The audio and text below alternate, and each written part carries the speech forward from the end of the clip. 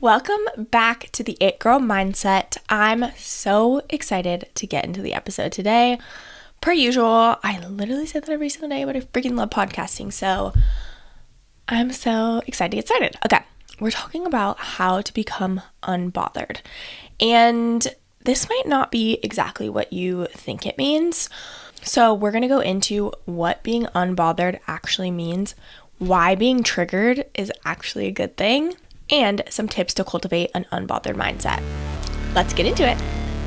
Welcome to the It Girl Mindset, where I help you step into the next level version of yourself by mastering your mindset, manifesting your deepest desires, and connecting deeply with your body. It's about becoming the most authentic, radiant, unapologetic, and unbothered version of yourself.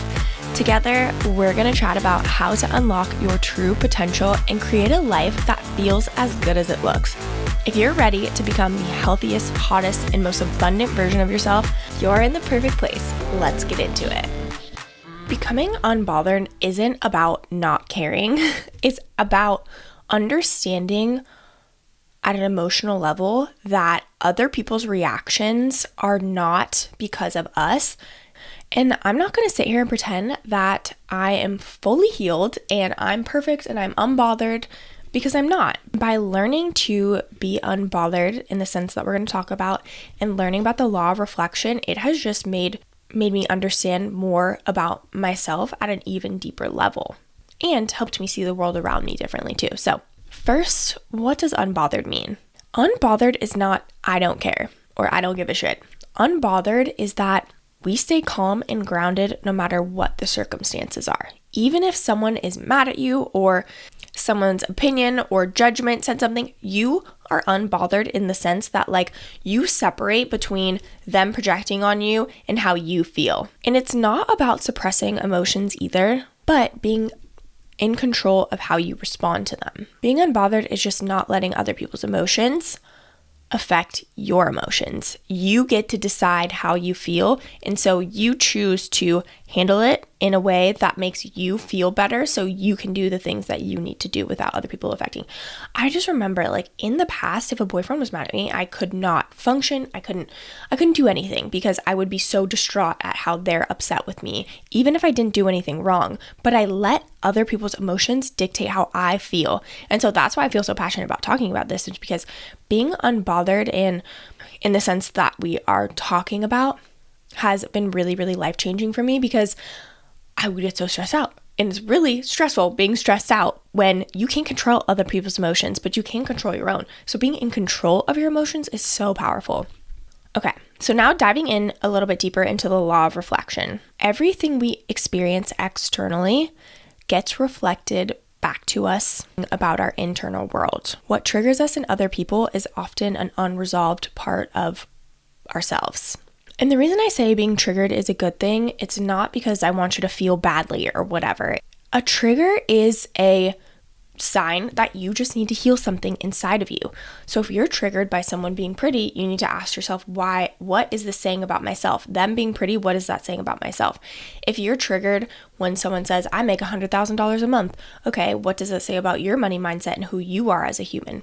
If you're triggered when someone talks about how much they love their boyfriend, how their boyfriend's amazing, okay, what is that saying about you or your relationship or something that's going on in your internal world? Everything is a mirror, okay? And if someone is triggered by you, again, this is so powerful to know that it has nothing to do with you. It is everything to do with them and their own internal world. So the law of reflection and being triggered can really just uncover and reveal hidden fears, limiting beliefs, and insecurities. And I know this all too well, okay?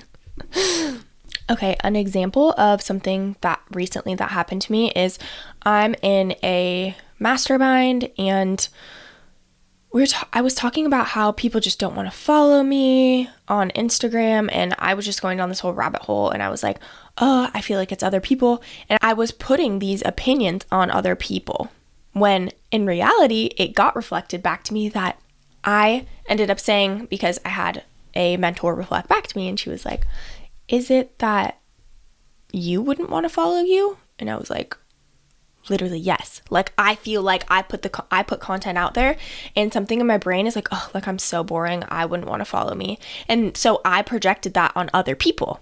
Everything is a freaking mirror, and you can learn so much about yourself by just seeing what kind of ruffles your emotions. Because again, it's not that we don't care, but it's about caring so much that when we're triggered, instead of just immediately word vomiting and emotionally getting so upset, we're just like, we pause for a second and we ask ourselves, what does this mean about us? By me being jealous of some other girl, what does that mean about me? There's something in me that is jealous of her because it's getting reflected back to me. And maybe like, I don't feel pretty, or I don't feel worthy, or I don't feel confident, whatever it may be. So understanding the law of reflection is so powerful. Now let's go into the 5-step process of what to do when you feel triggered, so you can become the most unbothered version of yourself. Step number 1, you got to notice it. Notice the trigger, okay? If you're having a conversation with someone and you are upset by something somebody said, I want you to pause for a second and just ask yourself, what is, by this person saying something, what does this mean about me? What has to be true that I believe about myself because this person said something, okay? I'm trying to think of something. Oh, here's another one. I think somebody said, oh, I'm just starting out my business too, if you ever want to talk. And I was triggered because I was like, wait, I didn't just start my own business. Like I've had my own business for, 4 years now. And that was a trigger to me because I was like, I noticed the trigger and I was like, whoa, okay, what is this saying about me? Why did this sentence trigger me in any way? So again, you have to recognize the trigger first. And step number 2 is ask yourself what's being reflected back to you. What part of yourself is being mirrored? Is it fear, insecurity, or a limiting belief? Getting so curious is so important because, again, by somebody saying, I just started my business too, if you ever want to talk about it or whatever, that was triggering to me. And so I had to pause, and then I had to ask myself, because obviously whatever she said, look, she said absolutely nothing wrong. She was trying to be supportive, but in my brain, I took it and I had to ask myself what this meant about myself, okay? Because there's actually a part of me that felt like my business wasn't where I wanted it to be, okay? So, because since starting with mindset coaching, it's not at the same level as it was when I grew a big health and fitness company. Okay. And so again, I had to do some deep reflection on what that meant and why that triggered me. Step number 3 is reframing the trigger for healing. Okay. Ask yourself, how can I heal this part of me? What do I need to tell myself to be able to heal and feel okay about this part of me? Step number 4 is release the emotional charge in your body. Okay. A lot of times we're triggered, and even if we kind of think about like, okay, yeah, maybe it wasn't that bad, whatever, we actually still have that emotion in our body, and it's so important to release that emotion. So some tools are EFT tapping is really powerful. Even like working out to let the anger out, or let that trigger kind of out, let that emotion out, or doing some breath work. There's a lot of different tools and modalities that you can really like sit in the most important one is to sit in your emotion. As uncomfortable it is, I want you to sit into that feeling so you can let it go. Because a lot of times when we just try to change it and we're like, no, don't want to feel this, don't want to feel this, don't want to feel this, it actually prolongs it. But if you can just sit with that uncomfortable feeling, you will actually be able to release it so much easier. Step number 5 is align with your higher self. What you want to do is respond to that trigger from your future self or that next level self, rather than just responding immediately and you just don't know what's going to come out of your mouth next. Okay, so this 5-step process is so important. And again, it will take you 10 minutes to journal on this, okay? So if you are triggered by someone, again, you want to pause. First, you want to become aware of it and pause and ask yourself, what is this trigger? Okay, where is it coming from? What does this mean about myself? And then you want to make sure you sit in that feeling for a little bit to be able to release it and then take action from your higher self, okay? So what would my higher version of myself do? Okay, and that might be setting a boundary, or that might be kind of letting them say whatever they need to, and you walk away.